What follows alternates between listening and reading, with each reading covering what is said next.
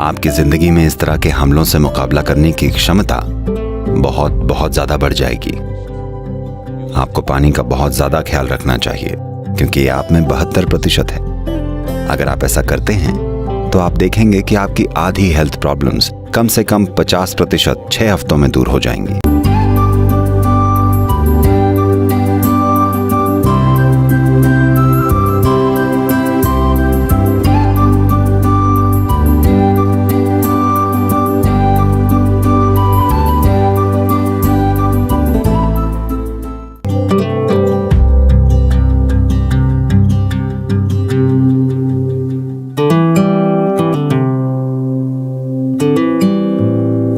बस अपने भोजन में 40 से 50% कच्चा भोजन लेकर आइए, यानी ये जिंदा होना चाहिए। ये एक जीवित कोशिका होनी चाहिए। ये सब्जी हो सकती है, फल हो सकता है, सूखा मेवा हो सकता है, अंकुरित मूंग हो सकती है। आपके खाने का कम से कम 40 से 50% हिस्सा जीवित होना चाहिए। You eat dead food and you want to live, this is a little difficult thing to do because you have to raise the dead now. आप मरा हुआ खाना खाते हैं और जीना चाहते हैं, ये थोड़ा मुश्किल काम है क्योंकि अब आपको एक मुर्दे को जिंदा करना है। जब आप खाना पकाते हैं, भोजन को पचाने के लिए सभी जरूरी पाचन सामग्रियां सिर्फ शरीर में ही नहीं होती हैं, भोजन में भी ये एंजाइम्स होते हैं। जब आप खाना पकाते हैं तब आप इन एंजाइमों को काफी हद तक नष्ट कर देते हैं। जब आप बिना एंजाइम वाला खाना खाते हैं तब शरीर को वो हिस्सा फिर से बनाने के लिए मेहनत करनी पड़ती है जो नष्ट हो गया है, और तभी खाना पच पाता है। आमतौर पर खाने के 1-1.5 घंटे बाद ऐसा भोजन आपकी ऊर्जा को कम कर देता है। इसके बाद धीरे धीरे ये ठीक हो जाता है। आपने इस पर ध्यान दिया है? तो खाना ऊर्जा के लिए होता है, पर हम खाने को ऐसे बना रहे हैं कि ये पहले 1.5 घंटे में ऊर्जा को कम कर देता है और सिर्फ उसके बाद ही धीरे धीरे ऊर्जा मिलती है। जो भी हो, चाहे आपकी पाचन प्रक्रिया कितनी भी अच्छी क्यों ना हो, फिर भी आप उन सभी एंजाइम्स को कभी भी फिर से नहीं बना सकते जिन्हें हमने पकाते वक्त नष्ट कर दिया है। हम बस कुछ हद तक ही बना सकते हैं।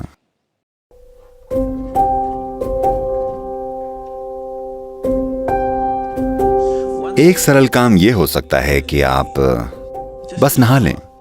हमेशा सोने से पहले स्नान कर लीजिए, इससे बहुत फर्क पड़ेगा। ऐसे मौसम में शायद ठंडे पानी से नहाना मुश्किल हो तो आप गुनगुने पानी से नहा लीजिए। रात में गर्म पानी से मत नहाइए, गुनगुने पानी से नहाइए। ये आपको सचेत बना देता है। तो आपको लगेगा अरे मुझे नींद नहीं आएगी। कोई फर्क नहीं पड़ता, आप 15-20 मिनट या आधे घंटे बाद सोएंगे, लेकिन आप अच्छे से सोएंगे क्योंकि इससे कुछ चीजें दूर हो जाएंगी। जब आप नहाते हैं तब आप सिर्फ त्वचा की गंदगी ही नहीं हटा रहे होते हैं। आपने गौर किया है, अगर आप बड़ी टेंशन या चिंता में हो या चाहे जो हो, आप बस नहाकर बाहर निकलें और ऐसा लगता है जैसे आपके सिर से एक बोझ हट गया है। क्या आपने इस पर ध्यान नहीं दिया है? तो बात सिर्फ त्वचा को धोने की नहीं है। जब आपके शरीर पर पानी बहता है तब बहुत सारी चीजें होती हैं। नहाना एक बड़ी ही प्राथमिक भूत शुद्धि है क्योंकि आपके शरीर का 70% से ज्यादा हिस्सा असल में पानी है। अगर आप इसके ऊपर पानी डालें तो एक तरह का शुद्धिकरण होता है जो कि त्वचा की सफाई से कहीं ज्यादा है।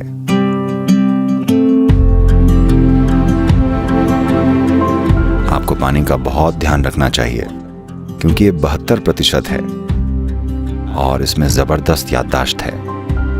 अगर मैं इस पानी को खोलूं या बिना खोले भी, अगर मैं इस पानी को कुछ कहूं तो इसे याद रहेगा। इस दिशा में कई प्रयोग हो चुके हैं। तो अगर आप इस पानी को लेकर, पानी के स्रोत से लेकर अपने घर तक पंप करते हैं, तो मान लीजिए कि ये 50 मोड़ों से होकर गुजरा है।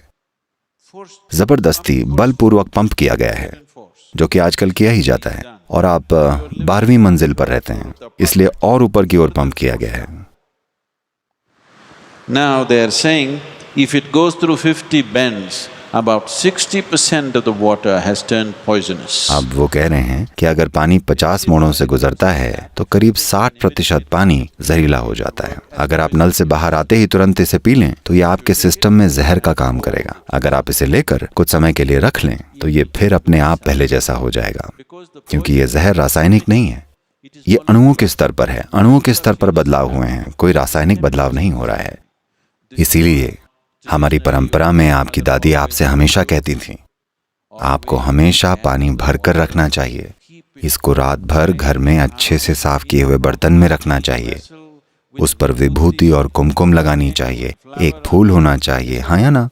पारंपरिक घरों में आपको उसे सिर्फ अगले दिन सुबह ही पीना होता है, न कि जैसे ही ये घर में आए।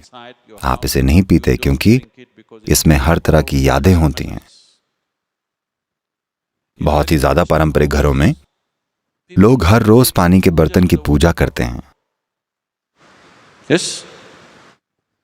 और आप पानी को आते ही नहीं पीने लग जाते। आप उसे रखते हैं, उसे खुद को पहले जैसा बनने के लिए पर्याप्त समय देते हैं, ताकि जो कुछ भी उसने इकट्ठा किया है वो चला जाए और वो पानी पीने के लायक हो जाए। पानी का आपको ध्यान रखना चाहिए, क्योंकि ये 72% है। ये फर्स्ट क्लास है, समझे? पासिंग मार्क्स से भी ज्यादा है।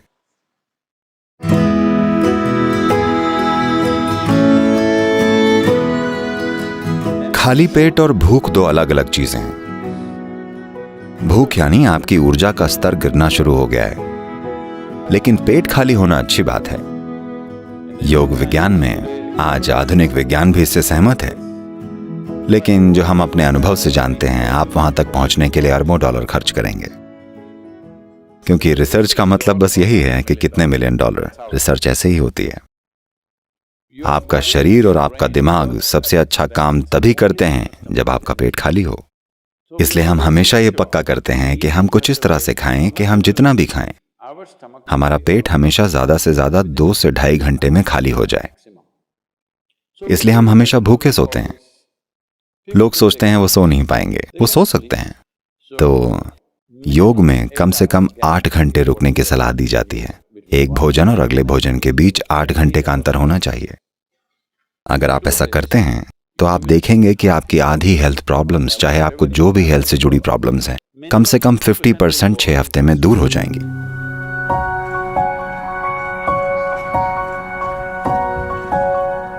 ज्यादातर लोग उनका मिट्टी से संबंध केवल मरने के बाद बढ़ा पाते हैं,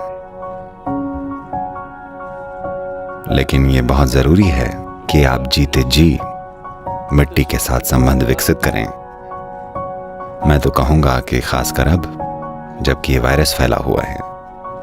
यकीन मानिएगा, आप में से जो लोग किसी भी तरह मिट्टी से जुड़े हुए हैं, Here we call this Prithvi Prema Seva.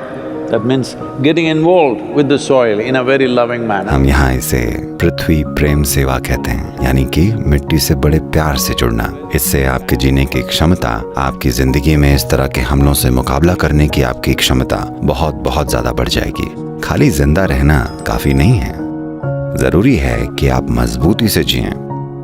मजबूती से जीने का मतलब ये नहीं है कि आप बड़े बड़े मसल्स बनाकर किसी पर हावी हों। मजबूती से जीना यानी यहाँ जीवन बड़े पैमाने पर घटित हो।